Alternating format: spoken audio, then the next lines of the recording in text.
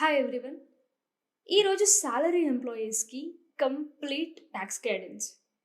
ఈ వీడియోలో అన్ని ఆస్పెక్ట్స్ కవర్ చేద్దాం. ఎటువంటి డౌట్స్ ఉన్నా ఈ వీడియోలో మీకు క్లియర్.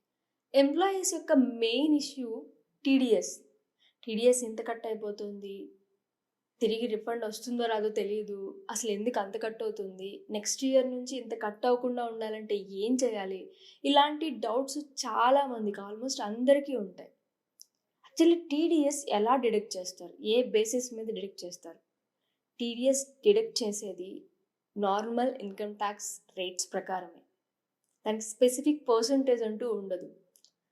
మన బేసిక్ సాలరీ అండ్ అలవెన్సెస్ తీసుకొని వాటిలోంచి ఎగ్జెంప్టెడ్ అలవెన్సెస్ని డిడక్ట్ చేసి మనం ఏదైనా అదర్ ఇన్కమ్ డిక్లేర్ చేస్తే ఆ అదర్ ఇన్కమ్ని కూడా యాడ్ చేసి మనం ఏదైనా losses, for example house property loss అంటే హౌస్ ప్రాపర్టీ లాస్ ఏముంటుంది? రెంటల్ ఇన్కమ్ మనకి లాస్ అయితే కనుక మనం వేకెంట్గా ఉంది మన ప్రాపర్టీ, రెంట్ రావట్లేదు, కానీ దాని మీద ఈఎంఐలు కడుతున్నాం. సో దట్ మనకి హౌస్ ప్రాపర్టీ మీద లాస్ వస్తుంది. ఆ లాస్ని డిడక్ట్ చేసి ఆ నెట్ అమౌంట్ మీద నార్మల్ ట్యాక్స్ ప్రకారం ట్యాక్స్ రేట్స్ ప్రకారం క్యాలిక్యులేట్ చేసి టీడీఎస్ని డిడక్ట్ చేస్తారు. ఈ ప్రాసెస్లో ఎగ్జంప్షన్స్ ఏవైతే ఉంటాయో, ఎగ్జంప్షన్స్ ఏంటి? Allowances exemption, HRA allowance exempt to the extent of some limit, house rent allowance and leave travel allowance, conveyance, transport allowance, children education allowance, children hostel allowance ఒకవేళ ఇస్తే వాళ్ళు, అండ్ స్పెషల్ అలవెన్స్ అని ఉంటుంది based on performance of duties అని చెప్పి special allowance. ఇవన్నీ కూడా exemptions లిస్ట్లోకి వస్తుంది. అంటే వీటి మీద టీడీఎస్ డిడక్ట్ చేయకూడదు. అసలు వాటి మీద టీడీఎస్ డిడక్ట్ చేశారా లేదా అనేది మీకు ఎప్పుడు తెలుస్తుంది? ఎప్పుడంటే మీరు ఫామ్ 16తో పాటు 12BA స్టేట్మెంట్ అని ఒకటి ఉంటుంది. అందులో డీటెయిల్డ్గా ఉంటుంది ఏ అలవెన్స్ని ఎగ్జంప్షన్ కింద తీసుకున్నారో లేకపోతే లేదు. అంటే కొన్ని కంపెనీస్ ఆ అలవెన్సెస్ని ఎగ్జంప్షన్ కింద తీసుకోకుండా వాటిని కూడా కలిపి టీడీఎస్ డిడక్ట్ చేస్తాయి కొన్ని కంపెనీస్. కానీ మనం ఇయర్ ఎండ్న రిటర్న్ ఫైల్ చేసుకునేటప్పుడు ఆ అలవెన్స్ని ఎగ్జంప్షన్ కింద తీసుకొని ట్యాక్స్ క్యాలిక్యులేట్ చేస్తే మనకి రిఫండ్ వచ్చే అవకాశాలు చాలా ఎక్కువ ఉంటాయి.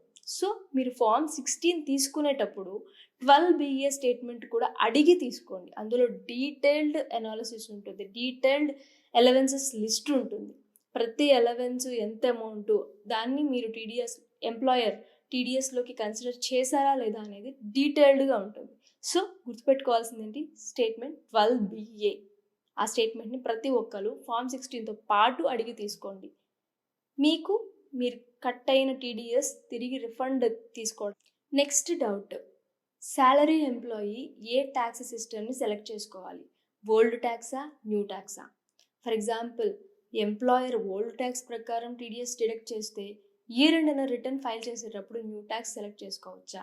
ఇది ఎవ్రీ పర్సన్ మస్ట్ అండ్ షుడ్గా తెలుసుకోవాల్సింది ఏంటి అంటే, ఎంప్లాయర్ ఏ ట్యాక్స్ సిస్టమ్ ప్రకారం టీడీఎస్ డిడక్ట్ చేసినా మనం ఇన్కమ్ ట్యాక్స్ రిటర్న్ ఫైల్ చేసుకునేటప్పుడు మనకి ఏది బెనిఫిట్, ఓల్డ్ ట్యాక్స్ బెనిఫిట్టా, న్యూ ట్యాక్స్ బెనిఫిట్టా అనేది అనాలిసిస్ చేసుకొని మనం ఒకటి సెలెక్ట్ చేసుకోవాలి. కానీ ఒక్కసారి సెలెక్ట్ చేసుకొని, for example old tax select చేసుకుని రిటర్న్ ఫైల్ చేసిన తర్వాత మళ్ళీ దాన్ని రివైజ్ చేసుకుని న్యూ ట్యాక్స్ ప్రకారం క్యాలిక్యులేట్ చేసి రిటర్న్ ఫైల్ చేయకూడదు. నోటీసులు వచ్చే అవకాశాలు చాలా ఉన్నాయి, ప్రజెంట్ వస్తున్నాయి. ఓకే, సో మీరు రిటర్న్ ఫైల్ చేసే ముందే అనాలిసిస్ చేసుకుని నాకు ఓల్డ్ ట్యాక్స్ ప్రకారం అయితే బెనిఫిట్ వస్తుందా, న్యూ ట్యాక్స్ ప్రకారం అయితే బెనిఫిట్ వస్తుందా అని కంప్లీట్గా అనాలిసిస్ చేసుకోండి. మీ దగ్గర ఉన్న సిఏ చేత ప్రతి డీటెయిల్స్ ఇచ్చి, డాక్యుమెంట్స్ ఇచ్చి, ఇన్ఫర్మేషన్ ఇచ్చి అనాలిసిస్ చేసి చెప్పమని అడగండి. మనము ఏది బెనిఫిట్, ఓల్డ్ ట్యాక్స్ బెనిఫిటా, న్యూ ట్యాక్స్ బెనిఫిట్ అనేది లాస్ట్. ఇప్పుడు మీకు మీ టీడీఎస్ ఆర్ ట్యాక్స్ సేవ్ అవ్వడానికి కొన్ని టిప్స్ చెప్తాను, జాగ్రత్తగా వినండి. మీరు జాబ్ జాయిన్ అయ్యేటప్పుడే కాంట్రాక్ట్ ఆఫ్ అగ్రిమెంట్ అంటే ఎంప్లాయ్మెంట్ అగ్రిమెంట్ జాగ్రత్తగా చదువుకోండి. అందులో డిఆర్ఎస్ అలవెన్స్ అని ఒకటి ఉంటుంది.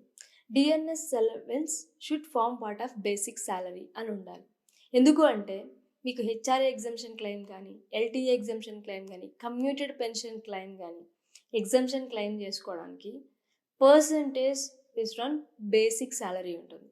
ఫర్ ఎగ్జాంపుల్ మీ బేసిక్ సాలరీ 1 lakh ఉండి డిఆర్ఎస్ అలవెన్స్ 10,000 ఉండి మీ అగ్రిమెంట్లో DNS allowance form part of basic salary అని ఉంటే మీ టోటల్ బేసిక్ శాలరీ 1,10,000 అవుతుంది.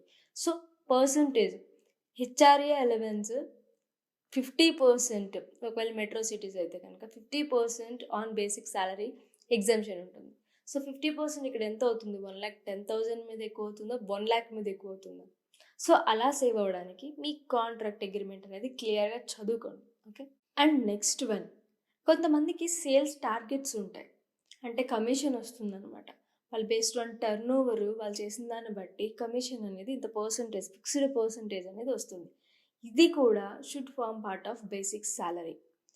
అప్పుడే నేను ఇందాక చెప్పినట్టు house rent allowance, commuted pension and LTA ఇలాంటివి పర్సంటేజ్ బేస్ చేసుకుని ఎగ్జామ్షన్ ఉంటుంది. పర్సంటేజ్ బేస్ చేసుకుని మీ ట్యాక్స్ బెనిఫిట్ అవుతుంది. సో ఈ కమిషన్ అని కూడా యాక్చువల్లీ ఇది రూల్ ఉంది, ఇట్స్ ఎ జడ్జిమెంట్. ఈ కమిషన్ అనేది should form part of basic salary. Make sure. అంటే బేసిక్ శాలరీ వేరు, టోటల్ శాలరీ వేరు. మీరు శాలరీ స్టేట్మెంట్ చూసుకుని కమిషన్ ఉందిలే ఎక్కడో అక్కడ అనుకోవడం కాదు. అది బేసిక్ శాలరీలో ఇంక్లూడ్ అయిందో లేదో తెలుసుకోవాలి. అప్పుడే మీకు నేను ఇందాక చెప్పినట్టుగా బెనిఫిట్ వస్తుంది. And commuted pension and uncommuted pension. Commuted pension అంటే లంసమ్ పేమెంట్. రిటైరింగ్ ఎంప్లాయీస్ ఎవరైతే ఉంటారో వాళ్ళు లంసమ్గా రిసీవ్ చేసుకుంటారు. దాన్ని కమ్యూటెడ్ పెన్షన్ అంటారు. Commuted pension exemption. And uncommuted pension అంటే మీకు మంత్లీ వస్తుంది శాలరీ లాగా. సో ఆ అన్కమ్యూటెడ్ పెన్షన్ ఆల్వేస్ ట్యాక్సబుల్. గుర్తుపెట్టుకోండి, ప్లాన్ చేసుకోండి. మంత్లీ మీకు రిసీవ్ అయితే pension always taxable, there is no exemption. కానీ మీరు ఇన్స్టాల్మెంట్ కాకుండా ఒకేసారి లంసమ్ అమౌంట్ తీసుకుంటే కనుక మీకు ఎగ్జెంప్షన్ ఉంటుంది, ట్యాక్స్ బెనిఫిట్ ఉంటుంది. And recognised provident fund. ఒకవేళ మీరు 5 years కంటిన్యూస్ సర్వీస్ చేయకుండా మధ్యలోనే రిజైన్ చేస్తే కనుక మీ కంపెనీలో, మీరు నెక్స్ట్ జాయిన్ అవ్వబోయే కంపెనీ కూడా ప్రావిడెంట్ ఫండ్ ఫెసిలిటీ ఉన్న కంపెనీనే జాయిన్ అవ్వండి. అప్పుడే మీకు ప్రీవియస్గా కట్ అయిన ప్రావిడెంట్ ఫండ్ అక్యుములేట్ అయ్యి ఆ బెనిఫిట్ అనేది వస్తుంది. లేదు అంటే రాదు. Medical expenses reimbursement by the company versus free medical facility provided by the company. అంటే మీ మెడికల్ ఎక్స్పెన్సెస్ మీరే పెట్టుకొని బిల్స్ సబ్మిట్ చేసి ఎంప్లాయర్ రీఎంబర్స్మెంట్ చేస్తే గ్యారంటీగా ట్యాక్స్ పడుతుంది. అదే ఒకవేళ మీ ఎంప్లాయర్ అంటే కంపెనీ రికగ్నైజ్డ్ హాస్పిటల్స్ ఉంటాయి, వాటిలో ఫ్రీ మెడికల్ ఫెసిలిటీ ప్రొవైడ్ చేస్తే కనుక అందులో తీసుకుంటే డైరెక్ట్గా అది ఎగ్జెంప్ట్ అవుతుంది. That is the difference. మీరు అమౌంట్ వస్తాయి మేము ఎక్కడైనా చూపించుకోవచ్చు కదా అని చెప్పి దీనికి ఆప్ట్ చేసుకుంటే, రీఎంబర్స్మెంట్కి ఆప్ట్ చేసుకుంటే ట్యాక్స్ అనేది పడుతుంది. Tax benefit relief under section 89 reliefs కాదు, సెక్షన్ 89 రిలీఫ్. ఇదేంటి అంటే మనకు ఒక ఇయర్ రావాల్సిన ఇన్కమ్ వేరే ఇయర్లో వస్తాయి. ఆ ఇయర్ ట్యాక్స్ బర్డెన్ ఎక్కువ అయితే కనుక, అంటే ఇప్పుడు మనకు తెలుస్తుంది కదా ఇయర్కి ట్యాక్స్ పర్సంటేజ్ మారిపోతున్నాయి. సో దీనివల్ల మనకు ఒక ఇయర్ రావాల్సిన ఇన్కమ్ వేరే ఇయర్లో రిసీవ్ అయ్యి ఆ ఇయర్లో కనుక ట్యాక్స్ ఎక్కువ పడుతుంటే ఈ 89 రిలీఫ్ అనేది తీసుకోవచ్చు. ఈ 89 రిలీఫ్ ఏ సందర్భాల్లో రిలీఫ్ తీసుకోవచ్చు? గ్రాట్యుటీ కానీ, అన్రికగ్నైజ్డ్ ప్రావిడెంట్ ఫండ్ బ్యాలెన్స్ తీసుకునేటప్పుడు కానీ, పెన్షన్ తీసుకునేటప్పుడు, కమ్యూటెడ్ పెన్షన్ తీసుకునేటప్పుడు, and advance salary, arrears salary. ఇంకా కొన్ని సందర్భాలలో ఇవేంటంటే ఇవన్నీ ఒక ఇయర్కి సంబంధించిన ఇన్కమ్స్, కానీ మనం కొన్ని రీజన్స్ వల్ల వాటిని వేరే ఇయర్లో తీసుకుంటున్నాం. సో అప్పుడు కనుక ట్యాక్స్ ఎక్కువ పడుతుంటే ఎక్కువ పడిన ట్యాక్స్ని వైవ్ చేసుకోవచ్చు అండ్ ట్యాక్స్ బెనిఫిట్ తీసుకోవచ్చు. ఈ సెక్షన్ 89 ఎక్కడ బెనిఫిషియల్ అయితే అక్కడ వాడుకోవచ్చు.